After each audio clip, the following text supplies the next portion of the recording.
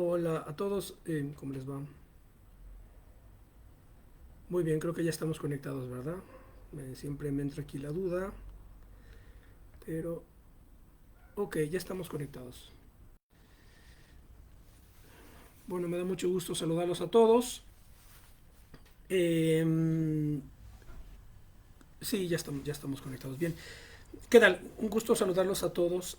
Eh, eh, Me da a veces un poco de risa. Estaba yo buscando algún tema, elegir algún tema al día de ayer para desarrollar la cápsula de hoy y estaba yo con la intención de no encontrar algo que fuera demasiado indigesto y mira nada más el tema que terminé eligiendo, vaya que es abstracto, pero bueno, espero que no sea indigesto. Se trata de algo que, aunque pareciera muy, como decirlo así, muy universitario, muy académico, muy riguroso en términos académicos, en realidad de lo que se trata es de explicar cómo estas cuestiones abstractas, teóricas, repercuten en la vida cotidiana, evidentemente en la vida cotidiana en el plano de las discusiones políticas, ideológicas, etcétera. Por eso la cápsula lleva por nombre entre la antropología y la historia, conflicto de facultades, ideología y política. De hecho, creo que aquí estoy poniendo mal el. Un segundo, creo que puse mal el. Un segundo, voy a corregirla. Ahí está. Ahora sí. Guardar. Ya está. Estaba mal el título en la cápsula. Eh, bueno, pues espero que esto se esté viendo, ¿verdad?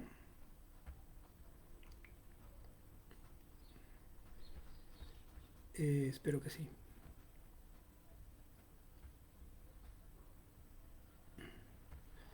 A ver, voy a ver aquí.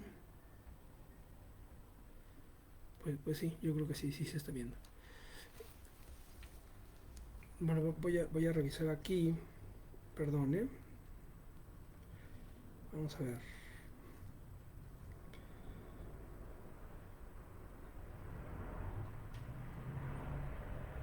Pues sí, en realidad sí, ya revisé bien.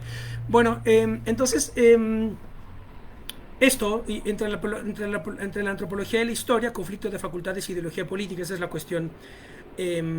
Explicar, explicar esta cuestión esta cuestión de la, de la diferencia de perspectiva que ofrece la antropología y la historia para los efectos de comprender o de interpretar la de comprender o interpretar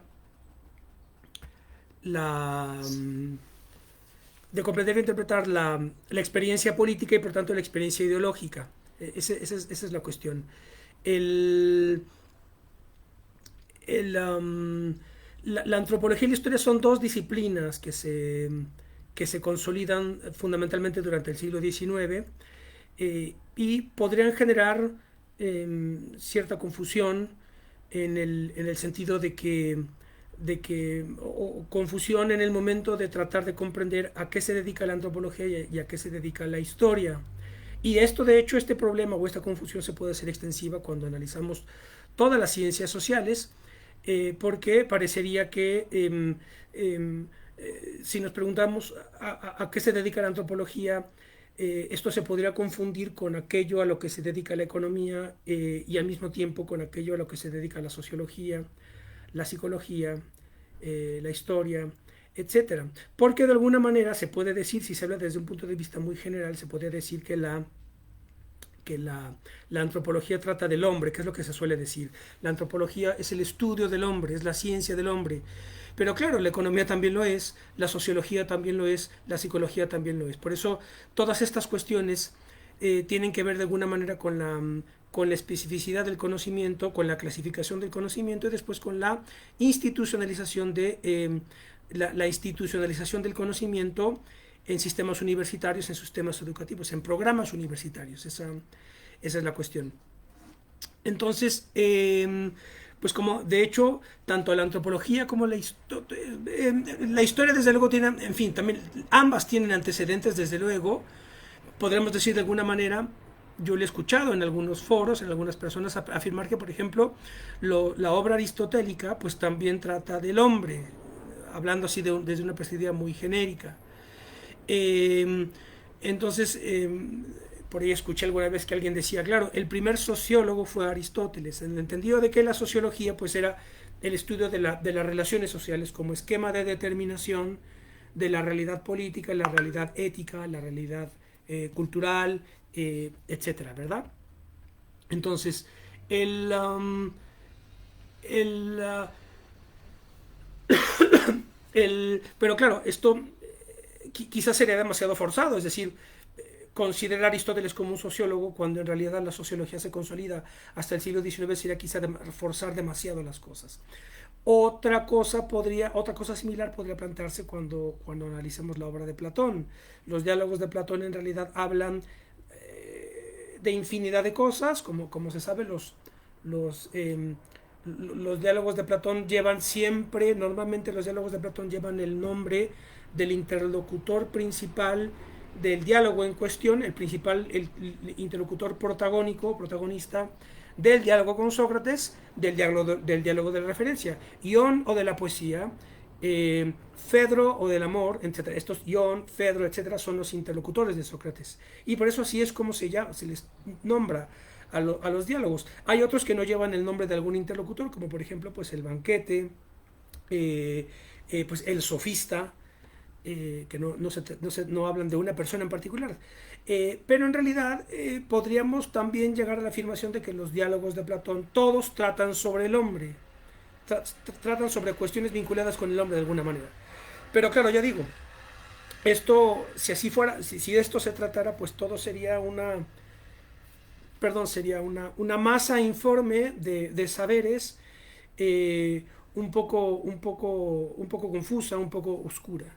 De lo que se trata entonces es de saber clasificar los saberes, de definir los contornos categoriales de cada una de las disciplinas para saber entonces de qué es de lo que estamos hablando. Y por eso yo en esta cápsula he elegido estas dos disciplinas, la antropología y la historia, sobre todo por el hecho de que yo normalmente prácticamente lo he dicho ya, todas las intervenciones que yo vengo haciendo aquí en el Espacio Cultural San Lázaro, pues de alguna manera lo recordarán, es una mezcla de perspectivas generales que son la historia y la filosofía. En realidad mi perspectiva siempre es la filosófica. Yo hablo desde la escala de la filosofía.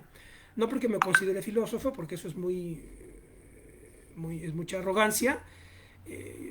Yo sostengo la tesis de José Gauss o de Gustavo Bueno o de Ortega, cuando decían que filósofo solamente es el que tiene sistema filosófico. Y lo que vemos son después intérpretes o arreglistas, ¿no? Es decir, alguien como en mi caso que se sitúa en una escuela, en un sistema filosófico que para mí es el de Gustavo Bueno, el materialismo filosófico, y desde ahí analizo toda la realidad.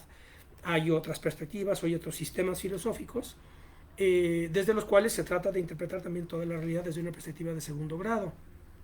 Y aquí la potencia de un sistema filosófico se da en la medida en la que un sistema puede explicar a sistemas alternativos con mucha mayor consistencia sin que pueda darse la recíproca, es decir, yo explico el sistema contrario sin que el sistema contrario pueda explicar el mío.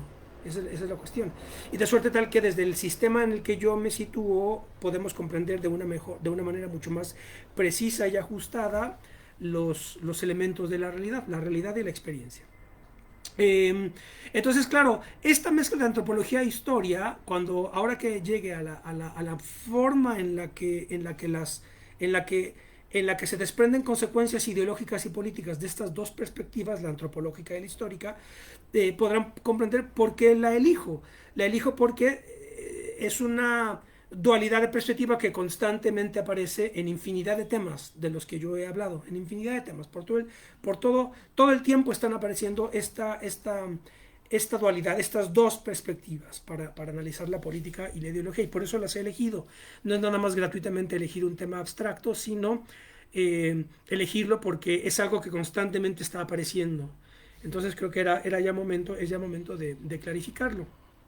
En primer lugar, habría que, cuando entramos a estas cuestiones vinculadas con disciplinas como ya digo, la antropología, la historia, la economía, la sociología, la psicología, etcétera, estas disciplinas nos ponen en el problema histórico de la configuración de lo que se llaman ciencias humanas.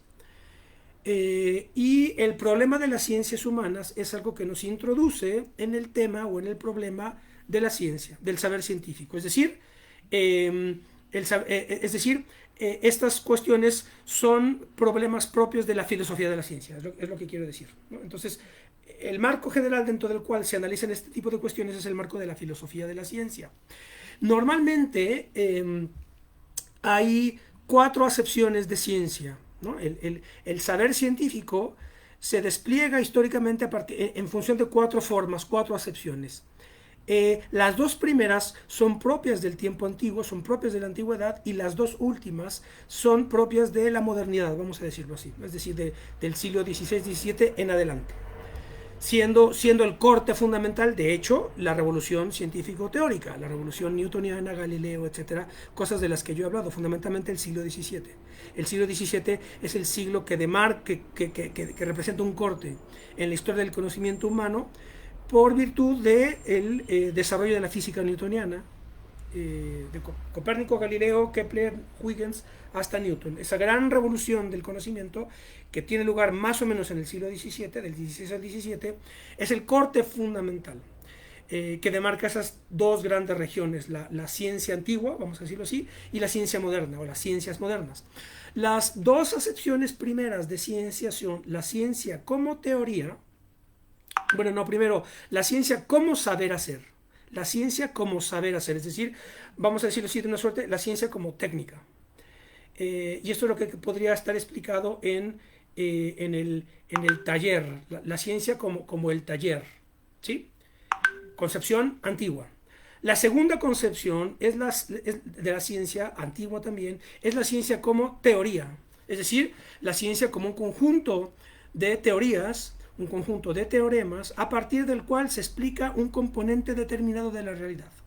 Ciencia como saber hacer, que la podríamos asociar gráficamente al taller, la ciencia como teoría, como un conjunto de teoremas, de teorías que explican una parcela de la realidad y que podríamos representar gráficamente con el pizarrón, ¿verdad? Un pizarrón es lo que explicaría la ciencia como teoría. Normalmente esto yo lo he visto en algunas partes, cuando se explica cuando se quiere hablar de ciencia, es muy común que pongan una foto de Albert Einstein escribiendo en el pizarrón algo. Es la idea que uno tiene de ciencia. El científico es el que está en el pizarrón desarrollando ecuaciones o teorías, ¿verdad? Entonces ahí cristaliza esta idea de la ciencia como teoría.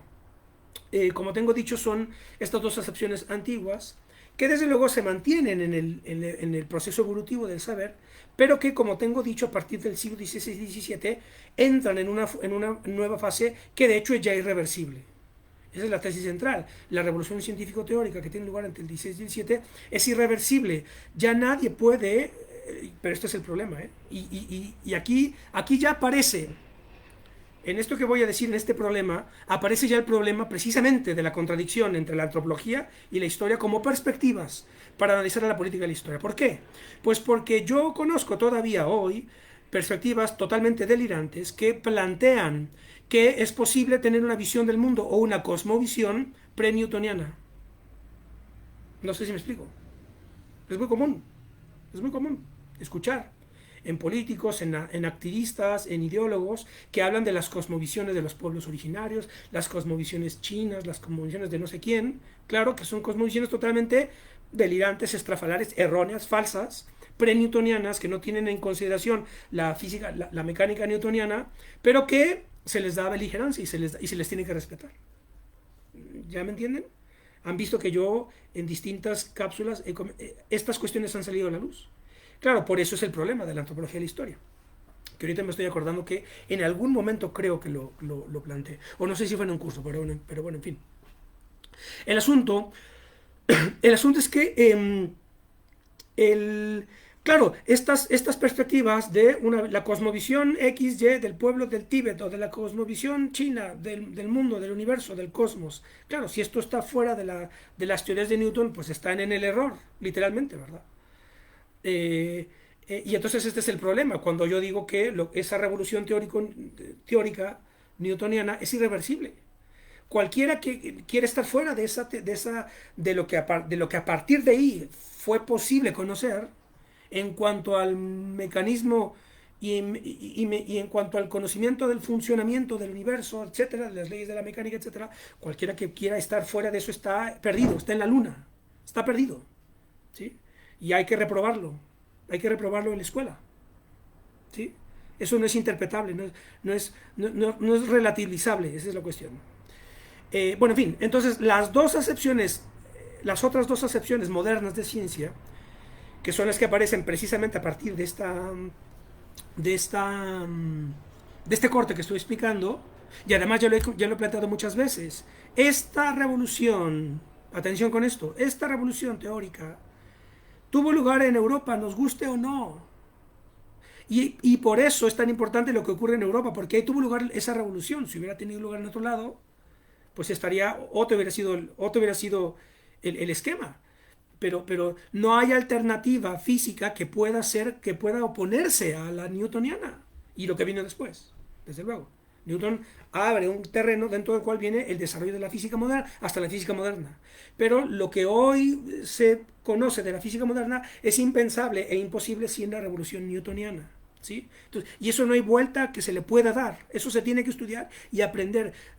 Dicho de otra manera, esto no es un afán eurocéntrico, como este término que no se cansan de estar todo el tiempo con lo mismo, con el eurocentrismo. Bueno, de alguna manera, por virtud de que la revolución teórica tuvo lugar ahí, pues ahí, entonces, ese es el punto de referencia, porque a partir de ahí se puede conocer en su justa verdad la estructura la estructura de la realidad. Y lo demás es poesía, o folclore, o mitos. Que bueno, sí, mitos existen muchos por todos lados, ¿verdad?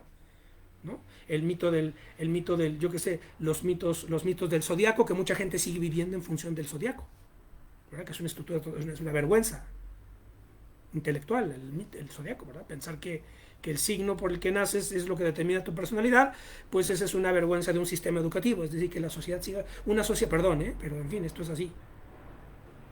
Esto es así, es decir, no lo digo sin afán de ofender, pero claro, que la gente siga pensando que tu signo zodiacal determina tu vida, pues en fin, eso es una vergüenza, que alguien lo plantee, de la misma manera que es vergonzoso que alguien piense que leyéndote la taza de té, la taza de café, o leyéndote las cartas del tarot, eso define tu destino, ¿verdad? O que la alineación del cosmos o de los astros guía tu vida, eso es una vergüenza. Un problema un problema de conocimiento, ¿verdad? Lo que a veces, por eso yo llego muchas veces a la conclusión de que hay muchas cosas, muchas realidades que a mí me permiten constatar que seguimos en la edad oscura. Tú luego encuentras a gente que cree en videntes, por ejemplo. No voy con mi vidente para que me explique por qué me dejó mi novio, etcétera, ¿verdad? Y entonces el vidente le dice, no, claro, es que te dejó por tal y cual. Y claro, eso significa que aquí seguimos todavía, convivimos con los avances científicos más espectaculares con oscurantismo más bochornoso, ¿verdad? Produce pena ajena eso, ¿verdad? Y esto claro, aquí estamos, esto es una cápsula cultural, pero mal haría yo, esta cápsula cultural sale de una institución del Estado, que es la Cámara de Diputados. Imagínense ya que aquí, utilizando recursos del Estado mexicano, hablándoles de tarot. Eso sí sería una falta casi que administrativa, ¿verdad? Es decir, que el Estado promueva estas estupideces sería una vergüenza. Entonces, claro, si estuviéramos, y por ejemplo, yo en mis clases, cuando en la universidad, etcétera, yo ahí a mis alumnos les digo, cuidadito que a mí me salgan cuando llevamos, por ejemplo, filosofía de la ciencia, pues imagínense, uno está explicando filosofía de la ciencia y luego a alguien le sale con cosas del tarot o del zodiaco. Pues, ¿qué sentido tiene que estén estudiando filosofía? Caramba, ¿qué sentido tiene? Que estén estudiando 2 semestres de filosofía de la ciencia cuando al salir de clases siguen pensando que el zodiaco o los astros, ¿verdad? definen la vida. Pues, en fin, es el fracaso, pero bueno, en fin, así está el asunto. Bien, en fin. Entonces, las dos acepciones modernas de ciencia son, en efecto, la llamada ciencia moderna, que sería la tercera acepción. La ciencia moderna, la ciencia positiva, como se suele decir, la ciencia exacta, ¿sí? Que el canon de la ciencia exacta, el canon de la ciencia de la antigüedad son las matemáticas, y el canon de la ciencia exacta moderna, el canon de la ciencia moderna, es la física. ¿Sí? Newton otra vez. De aquí, como he explicado, a partir de la consolidación o de la emergencia de la mecánica, de la física newtoniana, como el canon de la razón, como el canon es decir, las leyes del universo pueden conocerse con una fórmula, ¿verdad? A partir de esto se consolida la tendencia racional conocida como mecanicismo, a partir de la cual comienza a interpretarse la realidad como un conjunto de mecanismos. De alguna manera la sociología, de alguna manera, es una herencia, se podría decir así, ¿no? Podría yo conjeturar que la sociología puede ser un desdoblamiento, una herencia, no necesariamente directa, pero sí oblicua quizá, de la forma mecanicista. ¿Para qué? Para comprender la mecánica social que determina la configuración de las instituciones. La mecánica, ¿verdad? Hay mecanismos sociales que son los que la sociología explica, a partir del cual puedes comprender los procesos políticos, las instituciones del Estado, etc. Eso sería, por ejemplo, una manera de interpretar a la sociología, que es lo que decía Comte. La sociología no es otra cosa que la física social, para que vean. Es decir, cuando Comte decía que la sociología es la física social, ahí está utilizando la idea de la física de Newton, es decir, las leyes que explican el movimiento de los astros, ¿sí? La mecánica celeste, esas leyes mecánicas, pues yo metodológicamente la traslado para entender la mecánica social. Y la mecánica social, en fin, es lo que explica la sociología, como física social, desplazando a la teología y a la psicología, que es lo que hace la sociología de Comte. Comte destierra a la teología y a la psicología. El problema son ¿qué es lo que hoy luego ocurre con los sociólogos? Cuando dicen, claro, esta realidad, yo qué sé, por ejemplo, cuando dicen, el patriarcado es una construcción social, dicen. O, yo qué sé, los roles de género son construcciones sociales. Claro, es una construcción, es decir, son mecanismos sociales construidos socialmente, ¿sí? Que están detrás de realidades o de posiciones o de formas ideológicas determinadas. Claro, yo siempre les digo, es obvio que son construcciones sociales, pero no por el hecho de ser construcciones sociales las tienes que destruir. Esa es la cuestión. Bueno, en fin. Entonces, la tercera vamos con tres acepciones de ciencia. La ciencia como saber hacer, la ciencia como teoría, que son de la antigüedad, y luego la tercera acepción, que es la ciencia moderna, la física, que es el conocimiento racional y necesario de leyes. Las leyes, es decir, acontecimientos de la realidad tienen lugar por necesidad y por virtud de esta ley. Aquí y en donde te pares, ¿correcto? Es la cuestión, la ley. Y la cuarta acepción de ciencia es donde es el terreno problemático en el que estamos, en los que yo los he situado con esta cápsula. La cuarta acepción de ciencia son las ciencias humanas. Ya no es la geología, ya no es la mecánica, ya no es la química, que son las ciencias exactas, sino que son las ciencias humanas. En efecto, antropología, historia, derecho, economía, sociología, psicología, etcétera. Son ciencias humanas que giran alrededor de la realidad humana, muchos dirán, o la realidad antropológica, o el espacio antropológico, diría Gustavo Bueno. Pero si se dan cuenta, ya no es la geología, no es el estudio de las placas tectónicas, ¿sí? Sino que las ciencias humanas son disciplinas que gravitan alrededor de la cuestión del hombre, digámoslo así, de una manera muy general. Pero entonces, claro, ahí aparece la confusión, ¿verdad? Si la antropología estudia al hombre y la sociología también y la economía también, entonces, ¿por qué hay facultad de historia, facultad de economía, facultad de sociología? Es la cuestión, ¿verdad? Si se dan cuenta ahí, que es como estoy explicando aquí en la explicación de la cápsula, todas estas cuestiones nos conducen al problema de la clasificación del saber. Y esa clasificación del saber es lo que después se traduce en la organización de las facultades de una universidad. Tomen la Universidad Nacional de México, las universidades nacionales del mundo, más o menos, ¿no? Para tomar un ejemplo, y vean su sistema de facultades, su organización de facultades. Y dirán, aquí, facultad de medicina, facultad de química, facultad de ciencias sociales, facultad de matemáticas, de ciencias exactas, etcétera, ¿sí? Entonces, claro, una manera de tomar el pulso del desarrollo de una sociedad, de un país, es ver cómo está organizada sus universidades. Por ejemplo, yo siempre que voy, yo cuando suelo ir a otros estados de la República, siempre pregunto, un poco cuando voy tomando nota de la realidad a donde llego, siempre pregunto, ¿tienen una universidad pública? Sí, ¿cuál es? Ah, pues esta es la Universidad Autónoma de Sinaloa, lo que quieran, ¿no? Y entonces yo siempre pregunto, ¿tienen facultad de historia? ¿Tiene licenciatura en filosofía? Siempre pregunto eso. No, porque es evidente que tienen facultad de contaduría y administración y facultades de otra, facultad de ingeniería. Eso es prácticamente se da por descontado. Pero yo siempre hago la pregunta, si tienen facultad de historia o de filosofía, y hay muchas veces que no. Hay muchas universidades estatales que no tienen, por ejemplo, la licenciatura en filosofía o la licenciatura en historia. Claro, este es un dato, ¿cómo decirlo?, histórico, social, político de gran interés. ¿Por qué? Pues porque la historia, claro, aquí la historia entramos al problema de ¿para qué sirve la historia? ¿O para qué sirve la filosofía? Como pregunta, un gobierno, un Estado, tiene que destinar recursos públicos para que exista una facultad de historia. ¿Y para qué? ¿Y para qué sirve la historia? ¿O para qué sirve la filosofía? ¿O para qué sirve la antropología? ¿Verdad? Muchos dirán, claro, ya hubo un debate por ahí. De hecho, yo esto el debate no es nuevo, ¿eh? Esto yo lo analicé, hice fíjense ustedes, hice un articulito, bueno, hice una reseña de un libro que escribió ni más ni menos que Boris Johnson. Boris Johnson, fíjense por dónde. Boris Johnson es el actual primer ministro británico, que por la tergiversación tan perniciosa que hace la prensa, que la prensa es, a ver si algún día hablo de esto, la prensa es, ¿cómo decirlo?, es una realidad reciente, tardía, no ha existido siempre prensa. En la Edad Media no había prensa, no había periodistas.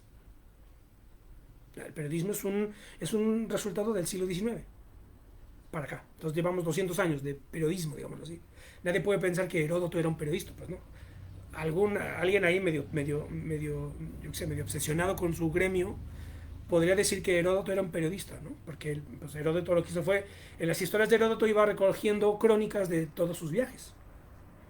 De hecho, podríamos decir que Heródoto fue el primer antropólogo social que existía, porque iba registrando, bien. A diferencia de Heródoto es el gran primer antropólogo social, digámoslo así, y Tucídides es el primer gran historiador, que también eso yo lo he planteado por ahí. Pero bueno, en fin, el hecho es que claro, el periodismo se la pasa tergiversando siempre toda la realidad para buscar el escándalo, ¿no? Entonces, a mí me desespera mucho esto. Pero bueno, en fin, el hecho es que, ¿a dónde voy? Boris Johnson tiene una prensa, por la prensa siempre se considera que Boris Johnson es una suerte de bufón, porque tiene una personalidad un poco estrafalaria, ciertamente. Pero entonces la prensa todo el tiempo está sacando notas, etcétera, de Boris Johnson como un bufón. Bueno, resulta ser que yo me puse a investigar un poco más, me puse a investigar, ya hice una cápsula de él, ya hice una cápsula de Boris Johnson. Precisamente porque escribió un libro sobre Churchill, etcétera. Bueno, después descubrí que Boris Johnson estudió historia y estudios clásicos, lo que se llama Classical Studies, estudios clásicos, que también ya dediqué 2 cápsulas a los estudios clásicos cuando hablé de Luciano Cánfora. Entonces, los estudios clásicos es una subdisciplina de la historia dedicada fundamentalmente a estudiar el mundo greco-helenístico y greco-romano, ¿no? El mundo clásico, la antigüedad clásica, la antigüedad. Entonces, claro, ahí llamó mi atención muchísimo Boris Johnson, porque además yo, ya no me quiero detener más en esto, pero bueno, rápidamente.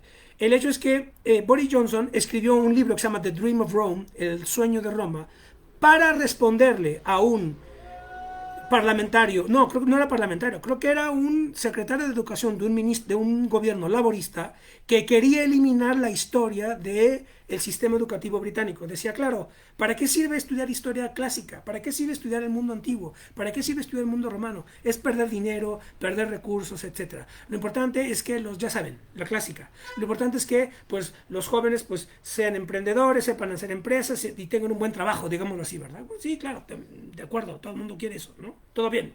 Pero si se dan cuenta, estamos en una pregunta de segundo grado, es decir, ok, una sociedad para sostenerse debe de generar economía, debe de tener una economía, tener un sustento, activar integralmente la economía para que vaya dándose el desarrollo y la prosperidad. Perfecto, de acuerdísimo, de acuerdísimo.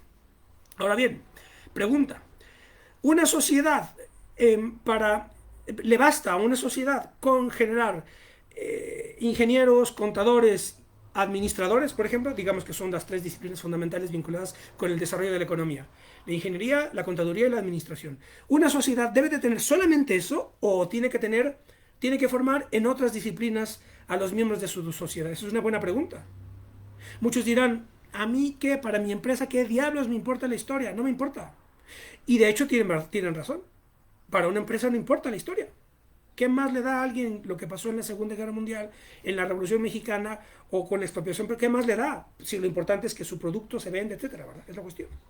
Entonces, claro, estamos ante una pregunta de cierto nivel problemático, ¿sí? Lo que ha ocurrido ahora, esto ya es un debate dentro de lo que es y lo que debe ser la educación hoy en día. Hay un debate, me parece que es la OCDE. La OCDE ha propuesto ya que prácticamente las humanidades desaparezcan de la currícula de las universidades. ¿Para qué diablos sirve que alguien sepa literatura, historia? No sirve. Lo importante es que sepa ingeniería, que sepa redes, ¿no? Tecnología, que sepa tecnología y que desarrolle la economía, ¿verdad? Un poco es el esquema de los institutos tecnológicos. El tecnológico de Monterrey, por ejemplo, está pensado en esa perspectiva, el de Massachusetts también, etc. Aunque seguramente, estoy seguro que en el MIT también ya tienen departamentos de ciencias sociales o de ciencias humanas o de humanidades. Pero ahí está, no sé si me siguen, es decir, ahí estamos ante un problema de cómo voy clasificando el conocimiento y cómo le doy valor a una u otra cosa. La OCDE, ya les digo, quieren eliminar la filosofía y la historia, para que no estudien eso, no importa. Lo importante aquí son derechos humanos, que sepan tecnología, que sepan inglés, que es lo que la gente dice, que sepa inglés, ¿verdad? Es lo único que les importa. Y ya, que tire para adelante, ¿no?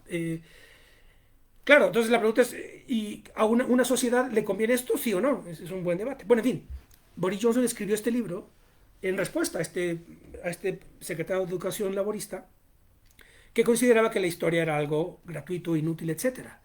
Y escribió un libro extraordinario que yo lo reseñé, se llama El sueño de Roma de Boris Johnson, el artículo mío.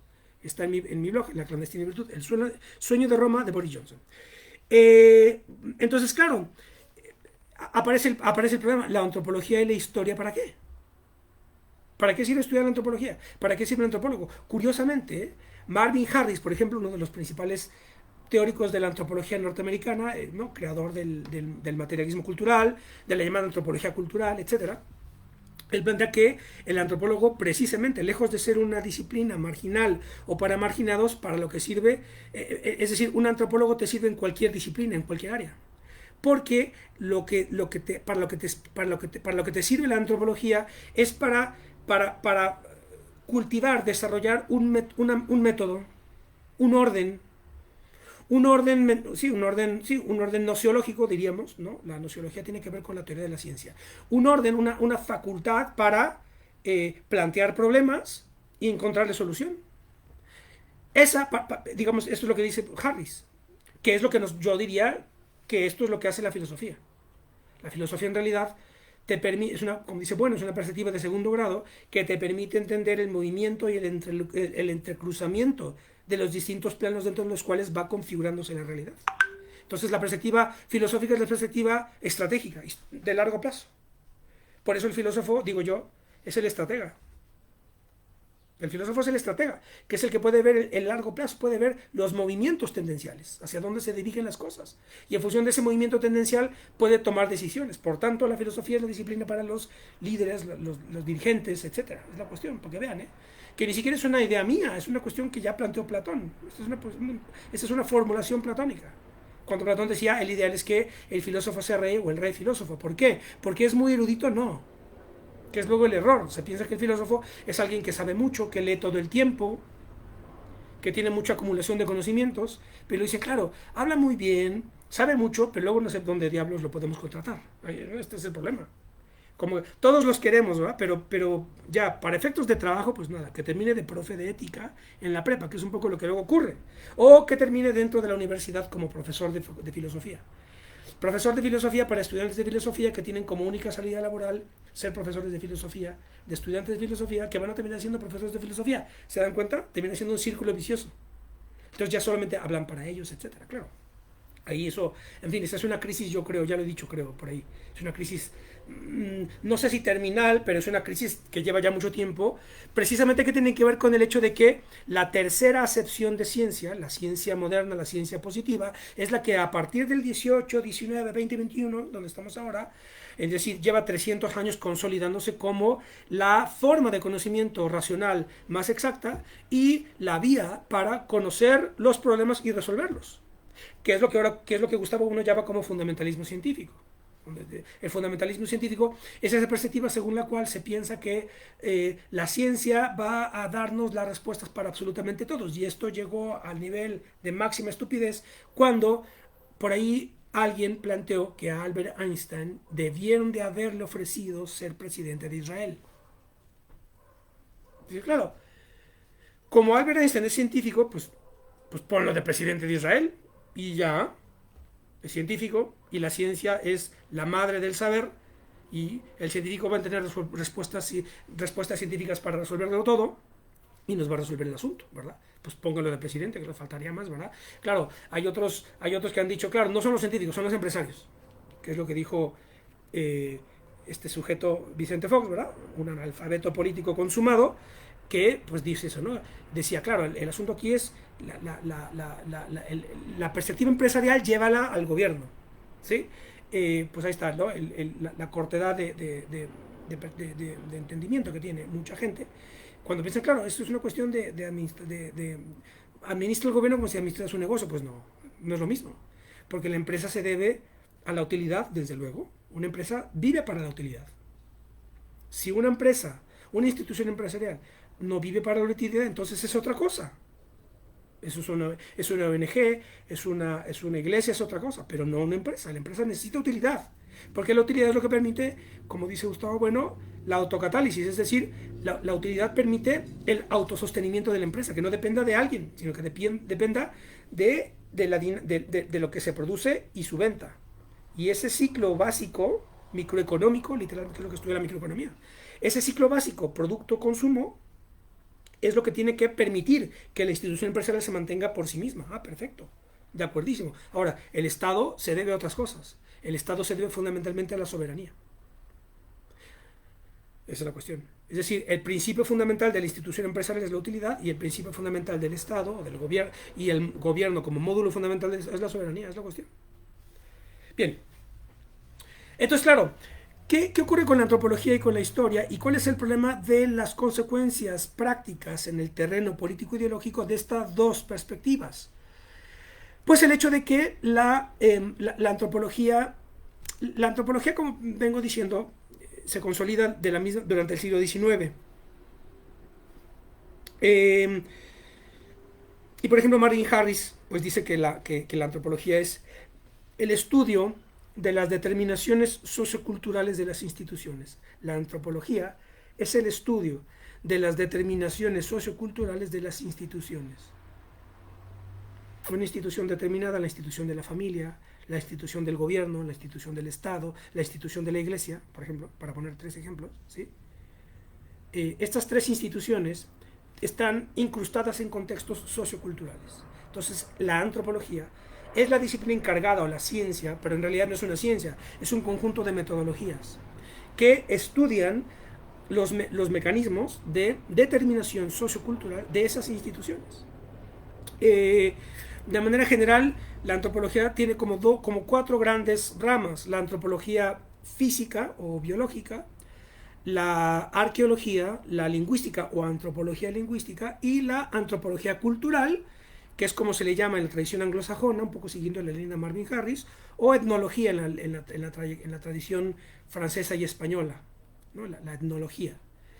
La antropología física o biológica pues es la que estudia el desarrollo del hombre o el material antropológico en función de los procesos evolutivos, ¿verdad? Entonces, dentro de la antropología física pues está la primatología, la demografía, etcétera, lo que tiene que ver con el proceso evolutivo del hombre. La arqueología creo que está muy claro. La arqueología es una rama de la antropología que estudia los vestigios humanos, los restos humanos, los restos producto del trabajo humano que quedan y a través de excavaciones se van descubriendo y se encuentran las ruinas arqueológicas, llamadas así, que es lo que esto en la portada en la postal de la cápsula pusimos el Museo Nacional de Antropología, ¿verdad? Entonces el museo, claro, pregunta fundamental, por qué los materiales del Museo de Antropología están en ese museo con ese nombre y no están en el Museo Nacional de Historia? Es decir, ¿por qué hay un Museo Nacional de Historia, que es el Castillo de Chapultepec, en México? ¿Por qué hay un museo de historia y hay un museo de antropología? ¿Y por qué no están los dos en hay una pregunta. Otro ejemplo. Otro ejemplo muy más cotidiano para explicar esta distinción entre la antropología y la historia. Me acuerdo una vez que estaba yo en una acalorada charla político-ideológica con una chica que me acuerdo que ella era de Bélgica, me acuerdo muy bien, era la pareja de un amigo, y era antropóloga. Y entonces empezamos a hablar del indigenismo, de los pueblos indígenas. Ella estaba metida bueno, no metida, participando, pero le interesaba esta cuestión del zapatismo, etcétera, ¿no? Del neozapatismo, no del zapatismo de Emiliano Zapata, el que estudia John Womack, el extraordinario historiador de Emiliano Zapata, sino el zapatismo de ahora, de esta burla que es el EZLN, etcétera, el EZLN, etcétera. Y entonces, no me acuerdo qué argumentaba yo. En fin, estábamos ahí en la calorada discusión. Y entonces ella hizo un argumento más o menos del tipo siguiente. Me dijo: sí, pero tú no puedes opinar sobre los pueblos indígenas hasta que no hayas convivido con ellos. Así me dijo. Tú no puedes opinar de los pueblos indígenas si no has convivido con ellos, si no has conocido su realidad, etcétera. Y entonces mi respuesta fue: tú me estás hablando desde la perspectiva de la antropología, pero yo te hablo desde la perspectiva de la historia. Ni tú ni yo podemos conocer a Madero, porque Madero ya no existe. Pero eso no nos impide hablar de la Revolución Mexicana.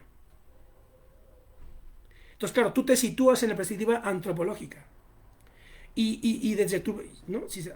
Pero ahí ya, esto ya no es una cuestión metodológica. Si se dan cuenta, yo lo que le planteé es: tú estás metida en un problema metodológico, pero lo llevas al terreno de la ideología, porque tú estás defendiendo el zapatismo, lo que quieras, o estás defendiendo el indigenismo como una perspectiva, etcétera. Y entonces me achacas que yo no puedo hablar de esto porque yo no he ido a vivir con yo no he convivido con los pueblos indígenas, y por tanto no puedo opinar, ¿verdad? Pero yo te respondo hablando, pero yo los pueblos indígenas lo analizo históricamente. Mi posición es histórica, ¿verdad? No antropológica. Sin perjuicio, yo no estoy negando que la antropología no tenga interés, ni mucho menos, ¿no? Es una disciplina. Lo que estoy aquí planteando es el problema metodológico que aparece. Porque en realidad todas las ciencias sociales, que es lo que me faltó explicar, todas las ciencias humanas tienen vamos a decirlo así, tienen un estatuto científico más problemático que las ciencias exactas. Ya no puedo aquí abundar en esto porque ya sería demasiado. Esto ya lo expliqué en cursos más rigurosos, ¿no? Esto es una cápsula cultural que el propósito ayer eligiendo el tema era no ser indigesto, y espero no estarlo siendo. Pero digamos la disciplina, la ciencia humana es más endeble metodológicamente que la ciencia exacta. Entonces, claro, yo no estoy diciendo que yo repudie la antropología, nada más lejos de mí, ¿no? tengo aquí en mi biblioteca secciones de antropología, porque es interesantísimo los resultados que el desarrollo, bueno, aquí tengo el clásico de Marvin Harris, el desarrollo el desarrollo de la teoría antropológica, etcétera, ¿no? Bien. Entonces, claro, el asunto es que ahí tenemos dos casos muy cotidianos, si quieren que lo ponga así. ¿Por qué hay un museo de antropología y hay un museo de historia? Si pareciera que todos son cosas que tienen que ver con el pasado del hombre, ¿no? Eso es un hecho. Es decir, la cultura tolteca forma parte del pasado del hombre americano, del hombre mesoamericano, es decir, el pasado de México, digámoslo así. Claro, pero los objetos que están en el Museo Nacional de Historia también forman parte del pasado de la nación. Entonces, ¿por qué no está todo mezclado? Es la pregunta. Pues esto nos lleva, ya les digo, al asunto de la antropología y la historia. Bueno, en fin, entonces las divisiones de la antropología física, la arqueología, la lingüística, ¿no? El estudio de las lenguas, y ya digo, la antropología cultural o etnología. Un segundo.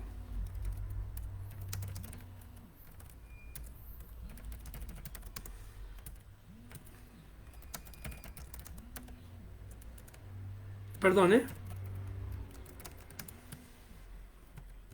Ay, ¿yo dónde estoy? Espérenme. Perdón, ¿eh? Nada, es que estoy aquí recibiendo llamadas y tenía que meter el mensaje.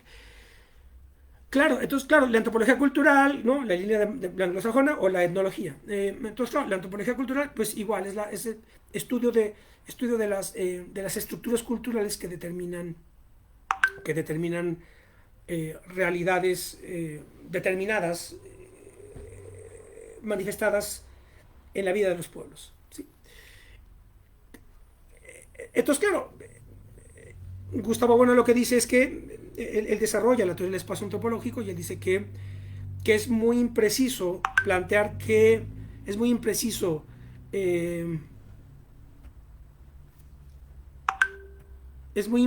hablar de un segundo.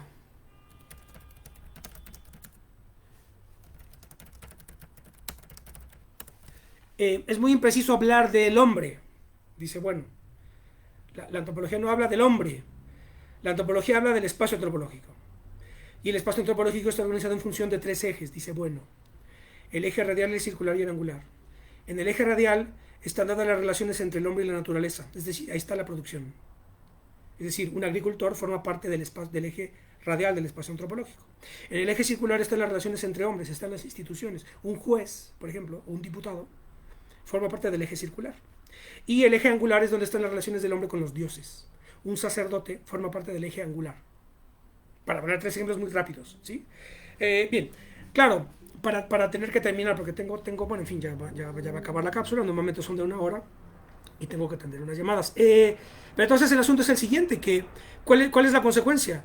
Pues la consecuencia es la siguiente, que la antropología, la antropología como disciplina, como perspectiva, se aproxima a la realidad política, a la realidad, en función de los mecanismos de determinación sociocultural de las instituciones. ¿Sí? La antropología, perdón que lo diga así un poco académico, no es académico, perdón que lo diga así un poco rigurosamente, pero vale la pena que lo apunten, ¿no? La antropología es el estudio de las determinaciones socioculturales de las instituciones. ¿Qué es la historia? Que eso ya he hablado de una manera más detallada de la historia en otras cápsulas. La historia porque se suele decir, la antropología es el estudio del hombre y la historia es el estudio del pasado. Pero claro, esas definiciones son muy ambiguas, porque las dos se puede aplicar en sentido inverso. Es decir, pues sí, la historia también es la historia del hombre, es el estudio del hombre. Y la antropología también estudia el pasado. ¿Sí? Entonces es ambiguo. Claro, además el pasado no existe. ¿Qué es lo que estudia la historia? La historia estudia reliquias y relatos, es decir, documentos y monumentos. Documentos y monumentos. Y a partir de esos documentos y esos monumentos reconstruye. la historia, acontecimientos del pretérito. En la reconstrucción de esos acontecimientos del pretérito se encuentran cadenas de causalidad. A partir de la reconstrucción de acontecimientos del pretérito se reconstruyen o se definen cadenas de causalidad. Esas cadenas de causalidad son las que son utilizadas metodológicamente para explicar el presente. Por eso la famosísima frase de Benedetto Croce de que toda historia es historia del presente. Esto no supone que haya especialistas de la Revolución Mexicana, especialistas en la Edad Media, especialistas en la fase virreinal de Nueva España. Sí, pero lo fundamental es que la historia, ese estudio del pasado, se hace desde el presente. Entonces la clave de la historia es que esa reconstrucción de acontecimientos del pretérito a partir de la manipulación de reliquias y relatos, es decir, de monumentos y documentos mediante los cuales se encuentran cadenas de causalidad, te sirven para encontrar a qué causas obedece la realidad política de tu presente. Pero claro, ¿cuál es la figura fundamental a partir de la cual esa inteligibilización, esa comprensión del presente se hace desde la perspectiva de la historia? El Estado. La historia analiza los acontecimientos del pretérito reconstruidos mediante la manipulación de reliquias y relatos, pero desde el filtro del Estado. Oye, dicho de otra manera, con José Revueltas, el Estado es el sistema por excelencia de la historia. ¿Cuál es el problema? ¿O dónde está la contradicción? La contradicción es que el Estado es una figura trágica y el motor de la configuración del Estado es la guerra. Por tanto, y eso yo lo he explicado muchas veces, la historia es la historia de los estados y la historia de los estados es la historia de las guerras. Y lo que se observa en el despliegue de la historia de las guerras es que unas culturas vencen a otras. Unas culturas dominan a otras. Aztecas dominan a cholultecas. Griegos dominan, espartanos dominan o vencen a los peloponesos, a los atenienses en la guerra del Peloponeso. Romanos dominan a cartagineses. Norteamericanos dominan a latinoamericanos, ¿no? Durante el siglo XX, ¿verdad? Estados Unidos dominando la América Latina. Españoles dominan a americanos, ingleses dominan a americanos, soviéticos dominan a los países de su órbita, etcétera. Es la historia. Es la historia. ¿Y cuál es el problema con la antropología? La cuestión es que para la antropología metodológicamente, atención con esto, para la antropología metodológicamente todas las culturas tienen el mismo interés. Claro, es decir, un antropólogo tiene tanto interés en estudiar la cultura mije, la cultura de la Amazonía o la cultura francesa contemporánea. Tiene el mismo interés. Y por tanto, como tiene el mismo interés, tú no puedes decir esta cultura es superior a la otra. Simplemente son diferentes desde la perspectiva antropológica. Porque para el antropólogo, repito, tiene tanto interés estudiar la cultura neonazi en Argentina, por ejemplo, la cultura X, la cultura de aquí, la cultura de allá, etcétera, ¿verdad? Como formas históricas, como formas sociales, ¿sí? Y el antropólogo va y toma nota y mira, estos se mueven de esta manera, etcétera, ¿no? Actúan e interactúan de esta manera, tienen estos códigos, estos mitos, estos símbolos, etcétera. Claro, el antropólogo, claro, ¿cuál es el problema? Que esto, cuando tú lo llevas a la política, a lo que te conduce, y es lo que yo he visto constantemente, y creo que es una de las tendencias dominantes de la discusión ideológico-política de nuestro presente, sobre todo cuando cae la Unión Soviética, es lo que yo llamo el antropologismo político. Y el antropologismo político, que otros llamarían el etnologismo. El etnologismo o el antropologismo político tiende a considerar que todas las culturas son iguales, que todos los sistemas de valores son iguales. ¿Sí? Y por tanto, desde esta perspectiva de que todas las culturas valen iguales, entonces desde ahí condenas la imposición de una sobre otra. Condenas el colonialismo europeo, condenas el eurocentrismo, ¿no? Que ya lo he planteado muchas veces. Pero claro, cuando tú analizas la historia, lo único que ves es una cultura venciendo a otra y la cadena trágica de esos acontecimientos. Y claro, entonces el problema es que después perspectivas de antropologismo político quieren ser utilizadas para analizar la historia, y es donde aparece el problema. No sé si me siguen, porque dices, claro, esto es lo que está ocurriendo con toda esta cuestión del perdón, que ya Biden, por ejemplo, ya pidió perdón por La colonización europea, claro, pero es que la colonización europea desde la perspectiva histórica no, es una constante. No sé si me explico. La historia lo que nos muestra es invasiones de aquí, de allá, etcétera. Resistencia, contrainvasión, etcétera. Invasión musulmana de España. Ah, contra la reconquista de España de la invasión musulmana, por ejemplo. Ahí hay una dialéctica. Y en la historia lo que nos ofrece es eso, es ese conflicto de invasiones, ese conflicto de imperios, esa dialéctica de imperios, esa lucha de imperios.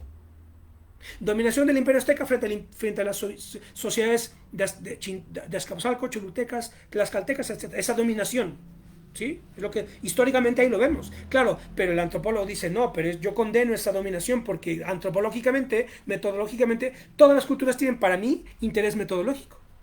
Y puedo yo hacerme especialista en la cultura chintola de Azcapotzalco. Yo soy especialista en Azcapotzalco.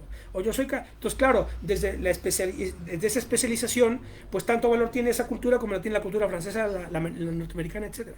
Y entonces, esto es lo que quería yo decir, que el problema de la antropología es el relativismo. Pero es un relativismo que es necesario metodológicamente, no sé si me explico. Mientras que la historia no es relativista. La historia lo que te muestra, la historia de la política, pero siempre yo hablo de historia en el sentido tucidideo. La historia es la historia de las invasiones y de las guerras.